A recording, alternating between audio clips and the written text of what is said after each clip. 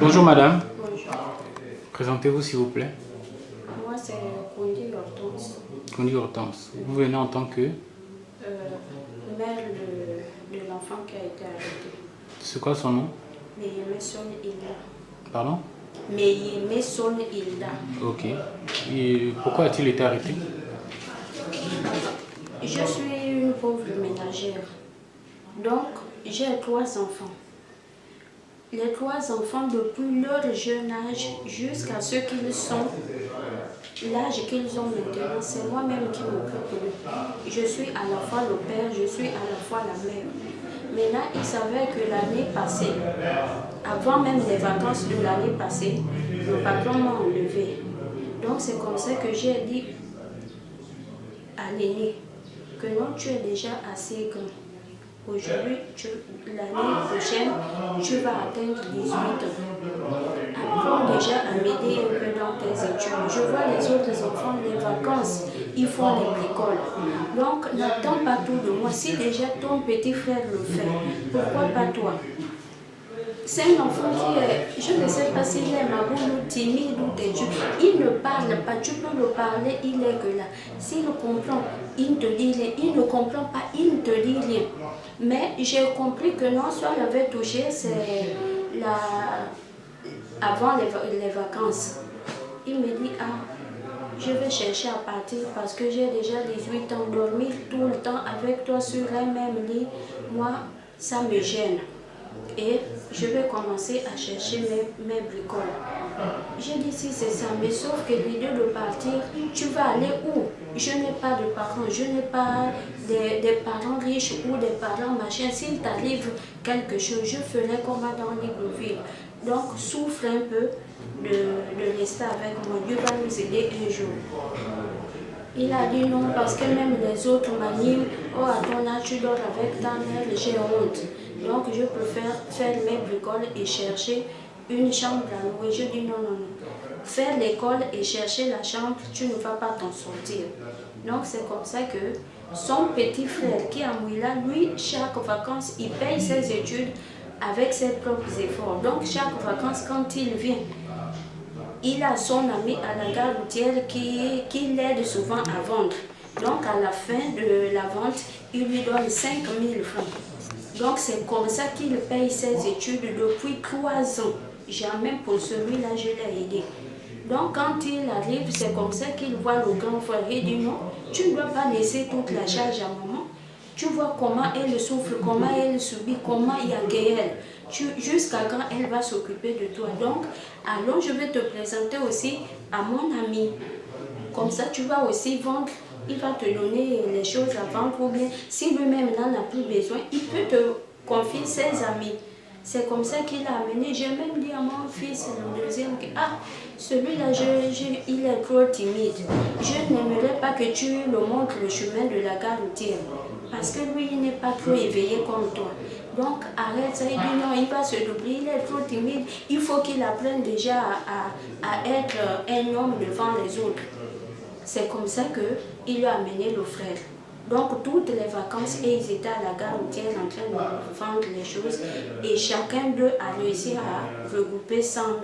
Maintenant, lui, le grand frère, c'est 100 000. Avant même la rentrée, le mois d'août, il avait déjà tout dépensé. C'est comme ça que je me suis mise en colère contre lui, que comme tu as fait ça, donc tu ne penses pas à ce que je t'ai dit, tu préfères avoir l'argent, je préfère que tu quittes de chez moi, va te débrouiller.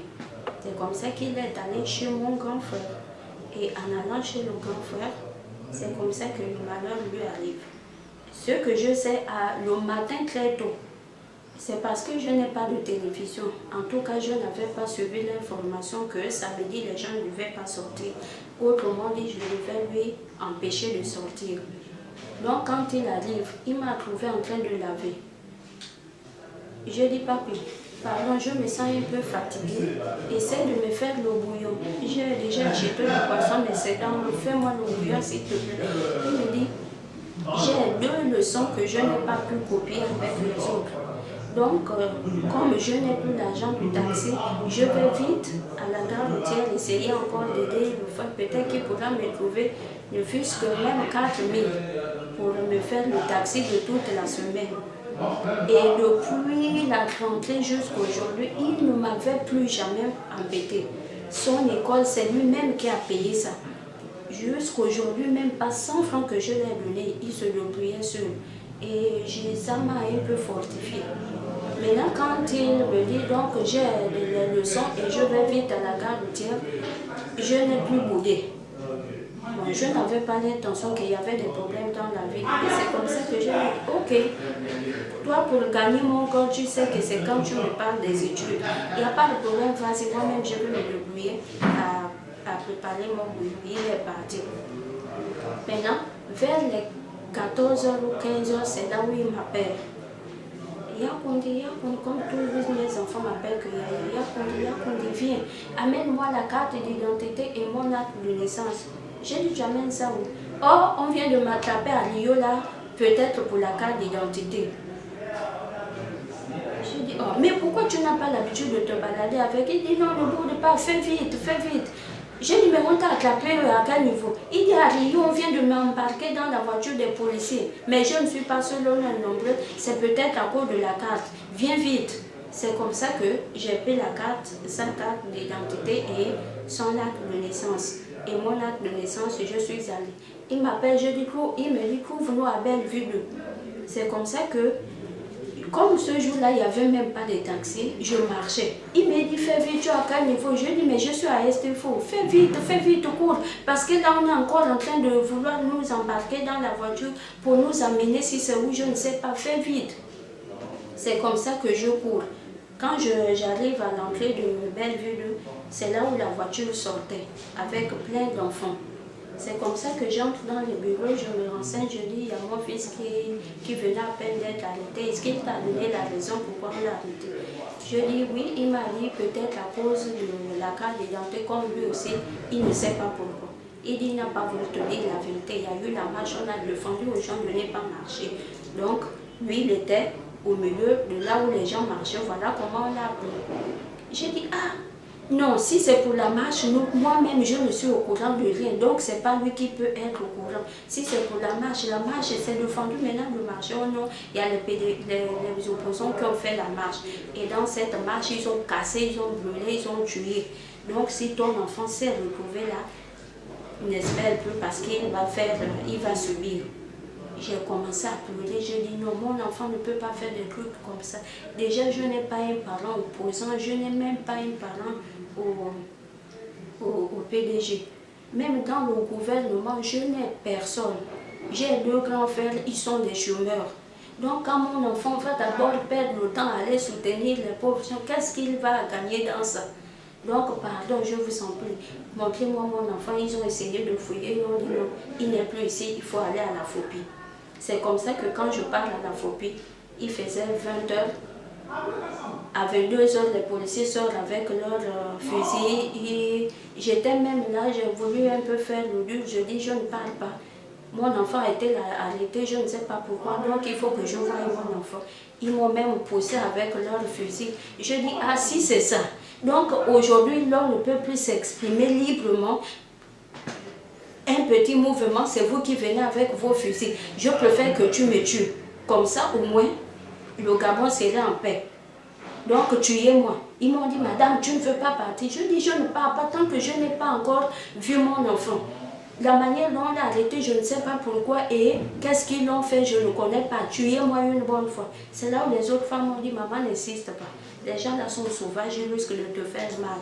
Ou encore t'embarquer et te mettre en prison ensemble que ton enfant.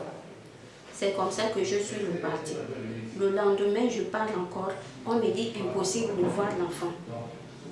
Le troisième jour, je parle impossible. C'est maintenant, depuis samedi qu'ils ont arrêté l'enfant, dimanche, lundi, mardi. C'est mercredi que j'ai maintenant, qui m'ont accepté l'entrée pour voir l'enfant. Où? À la phobie. Il est toujours à la phobie de nos jours? Oui, je l'ai trouvé. Il n'est pas à Gros-Bouquin? Pour le moment, il est maintenant à Gros-Bouquin. Il est maintenant à Gros-Bouquin. Oui. Vous l'avez vu à Gros-Bouquin? Oui. Il va mieux? Il va... Je l'ai vu seulement un seul jour. Jusqu'aujourd'hui, je n'ai plus de communication et je ne l'ai plus jamais revu. Donc, s'il va mieux, s'il ne va pas mieux. Mardi, je suis allée, on me dit on ne peut pas te faire l'entrée, tu n'as rien pour donner à l'enfant. Je dis mais si je n'ai rien, c'est quand même mon enfant. Quand l'on vous dit que l'on est pauvre, je n'ai rien. C'est moi-même qui va faire des bricoles et je perds le temps à faire des va-et-vient. Maintenant, je vais trouver quoi pour donner à l'enfant. Laissez-moi voir ne fût-ce que mon enfant avec les œufs, ils ont des miettes. Donc depuis là jusqu'aujourd'hui, je n'ai plus revu l'enfant. Ok. Merci beaucoup, madame.